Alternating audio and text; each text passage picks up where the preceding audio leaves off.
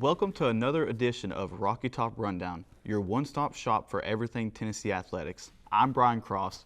And I'm Caleb Colvin. The number 22 ranked Vols took on South Carolina in their SEC home opener, searching for their first conference win of the season in their Super Bowl, as Gamecocks quarterback Spencer Rattler put it. We start off scoreless in the first quarter. On a 3rd and 1, Jalen Wright shoots the gap, breaks a tackle, and proceeds all the way for a 42-yard touchdown run, making it 7-0 Vols. Now late first quarter, 7-3, 3rd down for South Carolina. Spencer Rattler scrambles and dives for a score from 6 yards out, 10-7 Gamecocks. Still first quarter, Joe Milton is back to throw and delivers a 50-yard bomb. Bingo, bango, Squirrel White is his name-o. 2 plays later, Jabari Small punches it in from 2 yards out. Vols retake a lead 14-10. Late in the first half with Tennessee leading, South Carolina's Spencer Rattler throws an interception to Kamal Hadden for a pick 6. Vols now go up 2 scores. Under 11 minutes left in the third quarter, the Vols will face 3rd and goal. Milton finds Jacob Warren in the end zone. This becomes the second time Warren has found a checkerboard this season. We now go into South Carolina's first play after the UT touchdown. Mario Anderson finds a hole, turns on the Jets, and gallops his way for a 75-yard touchdown. Gamecocks back within 14. Look at him go there. He was moving. With only 4 minutes left, Tennessee now up 34-20. Dylan Sampson drives into the end zone. Tennessee would take a 41-20 lead, delivering the final blow to the Gamecocks. The Vols head into their bye week now with a clear formula for winning. Following the break, they would take on SEC West foe Texas A&M. Moving to some softball, reporter Katie Mack was in attendance as the reigning SEC champs hit the diamond for the first time since their trip to Oklahoma City. Take it away, Katie. Thanks, Caleb. The Lady Vols got their fall ball season started off yesterday with a decisive 14-0 win over Tusculum.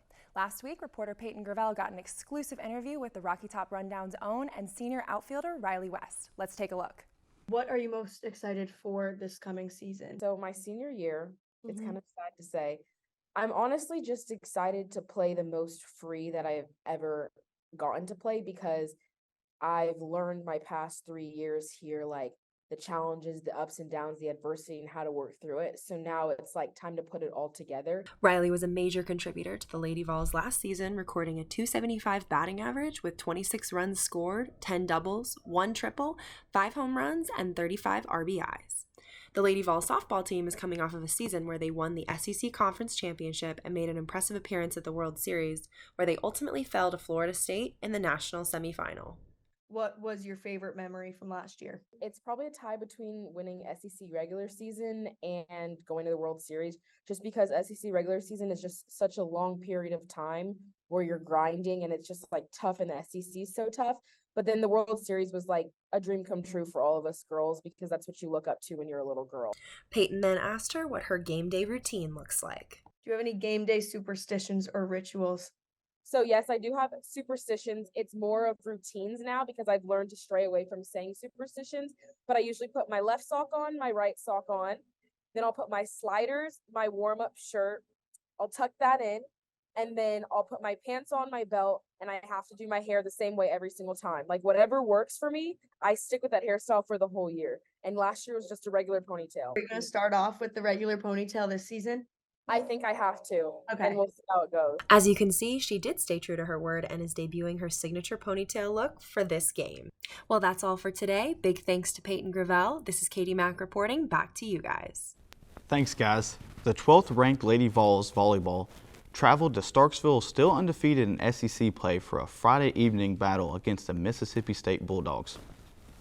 Mississippi jumped out to a 2-0 lead, but reigning SEC Player of the Week, Morgan Frignall, blasts one of her 12 kills to get the Lady Vols on the board early in the first set. Later in the first set, Janasia Moore crushes one of her season-high 18 kills to put the Lady Vols up by 3. The Lady Vols would go on to take the first set by a score of 25-22, with one of their 7 blocks on the evening. The Bulldogs will jump out to a 12-5 lead in the second set, but junior Abby Eckler will help swing the momentum back in favor of the Lady Vols with his ace to bring Tennessee within 6.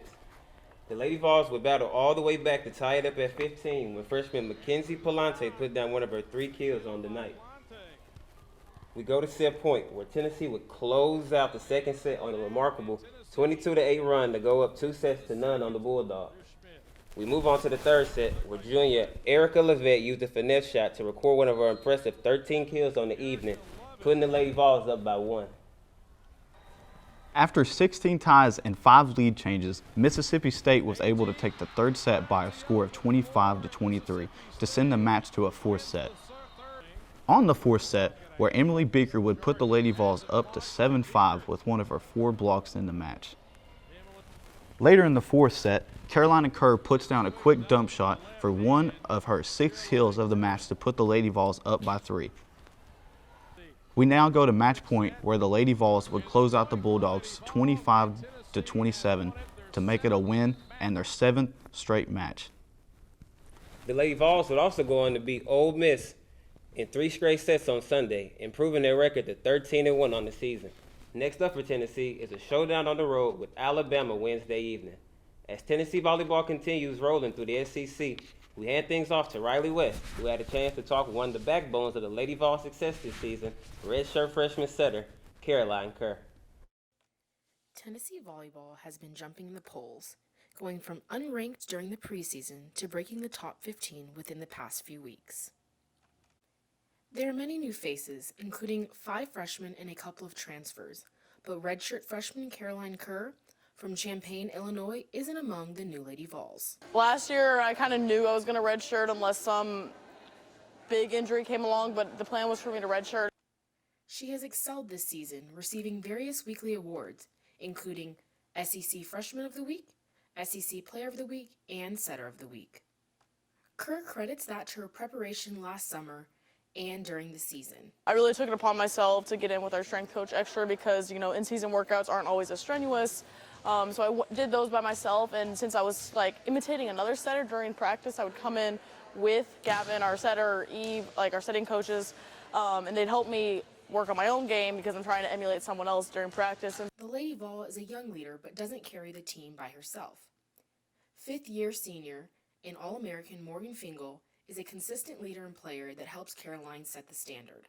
I think once that leadership can continue to come from the players, the more it's going to mean is because if the girl next to you is working harder than you, then I know I got something to change. This season, Kerr ranks 5th nationally and leads the SEC in assists per set with over 11. The redshirt also ranks 2nd in the league in aces per set. I credit a lot of the success I've had so far to the people who've allowed me to. Our strength coach, Coach Roll, would always be willing to come in with me and never had a problem coming in early. She is humble, not speaking of her own personal accomplishments and goals, but those of the team. We come together and we know that we're doing it for, obviously, our big goals that we have for this team. And so I think it's been really inspiring, how well we all come in and know every day we got a challenge to get better. And so Caroline and the Lady Vols will take on Alabama in Tuscaloosa this upcoming week to finish their 8-game away streak. Back to you. Thanks, Rylie. The Tennessee Lady Vols soccer team faced off against a tough Mississippi State team on Friday. The Vols were 6-2-2 heading into the game. Let's go to Starkville for the highlights. We start late in the first half with the game tied. Here's a service through the box, then a pass from the white ring to the middle of the 18. The Bulldogs cashed it in for a 1-0 lead.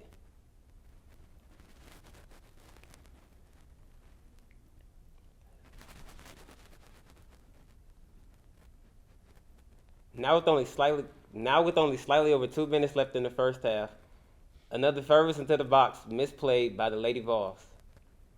Mississippi State will double the lead heading into halftime, with the goal here from Allie Perry. Now to the second half, and with 36 minutes left to play, the Bulldogs possess the ball on the left wing. A nice cross here, and Hannah Johnson extends Mississippi State lead 3-0 and gets a brace with this nice header here. As you can see, Johnson with the header here.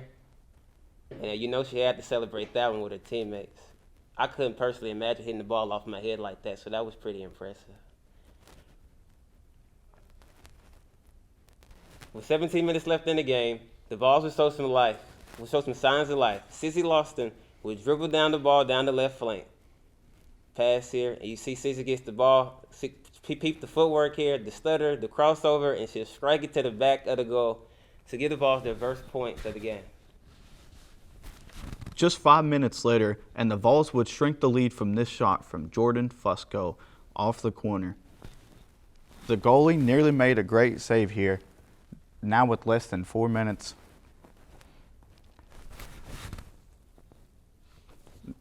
The goalie makes a great save here, now with less than 4 minutes left in the game.